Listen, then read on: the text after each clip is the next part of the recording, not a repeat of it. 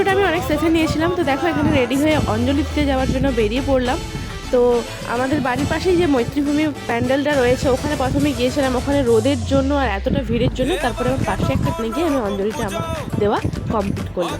তারপরে দেখো ওখানে প্রসাদ দিয়েছিল লুচি আলুর দম, ওখান থেকে প্রসাদ নিয়ে প্রসাদ খেয়ে তারপরে দুজনে মিলে একটু বেরিয়ে পড়লাম ফটোশ্যুটের। সপ্তমীতে রাতে গিয়েছিলাম কনটায়, যেহেতু বাড়ি আসতে অঞ্জলি দেওয়া অলরেডি আমাদের কমপ্লিট হয়ে গেছে। তো এখানে এসেছিলাম একটু ফটোশ্যুট করতে। অনেকটাই রাত হয়েছিল আর ভীষণ ঠান্ডা লেগে গিয়েছিল, তাই গলার অবস্থাটা একটু খারাপ। তো চলো তোমরা একটু মানিয়ে নাও। দেখো এখানে আমাদের ফটোশ্যুট কমপ্লিট। তারপরেই এতটাই রোদ ছিল তখন জাস্ট বেরোবো, প্রচুর বৃষ্টি চলে এসেছিলো। ওখানে মিনিমাম 45 মিনিট তো দাঁড়িয়েই ছিলাম। তারপরে গেছিলাম লক্ষণ সেনের প্যান্ডেলে। তো ওখানে আরতির সঙ্গে সঙ্গে ধনুচি নাচও হয়েছিল, বেশ দেখতে লাগছিল। তারপর ওখান থেকে আমরা বাড়ির উদ্দেশ্যে রওনা দিলাম।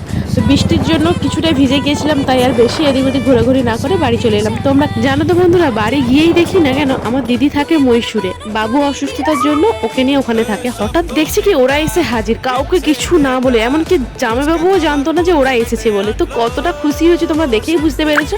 তো ওদের গল্প অন্য কোনো ব্লগে তোমাদের অবশ্যই জানাবো। তো আমার এই মিনি ব্লগটা কেমন লেগেছে